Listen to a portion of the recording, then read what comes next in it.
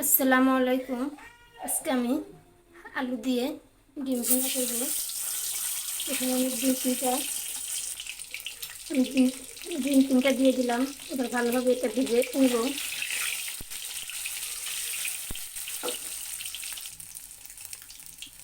আমার তিনটা ভেজে নেওয়া শেষ। এবার আমি তুলে নিব।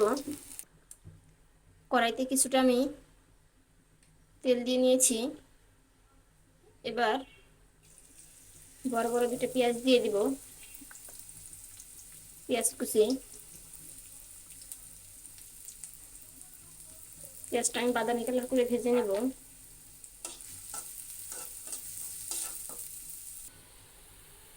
আমি ডিমের জন্য যে মশলাগুলো নিয়েছি এটা দেখিয়ে দেব।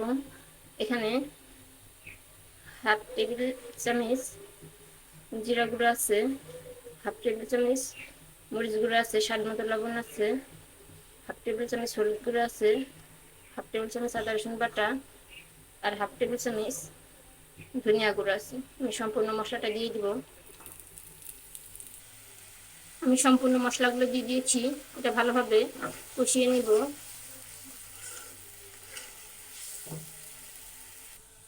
আমার মশলাগুলো কষানো শেষ। এবার আমি সিদ্ধ করে ভেঙে নিয়েছি, আধা ভাঙা করে নিয়েছি, আলুগুলো অ্যাড করে দিব।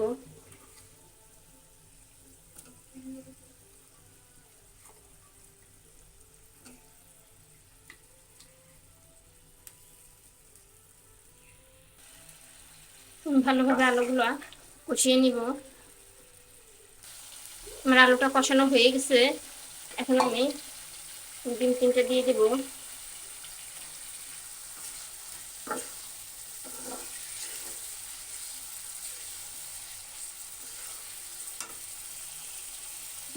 তিনটা দিয়ে আমি ভালোভাবে আবার একটু কষিয়ে নিব। আমার ডিমটা কষানো শেষ। এবার আমি কিছুটা গরম পানি এখানে অ্যাড করব।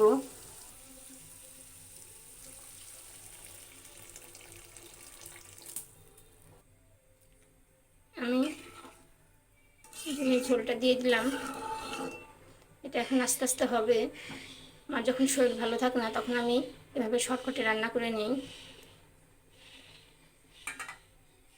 এটা বলক আসা অবধি আমি অপেক্ষা করব।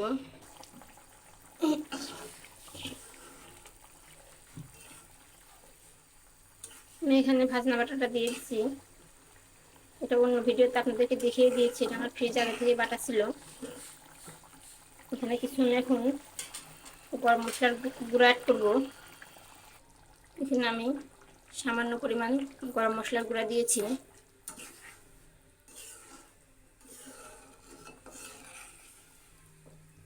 এটা আমার হয়ে গেছে। এখন আমি নামিয়ে নিব। আমি এখানে আলু দিয়ে ডিমের ঝোল করে নিয়েছি। মানে এটা এই অবস্থায় নামাইতে হবে, কারণ এখানে আলু অ্যাড করেছি। এটা পরে আরও গ্রেভি হয়ে যাবে, ঘন হয়ে যাবে তরকারির ঝোলটা। আপনি এভাবে অবশ্যই বাসায় ট্রাই করে দেখবেন।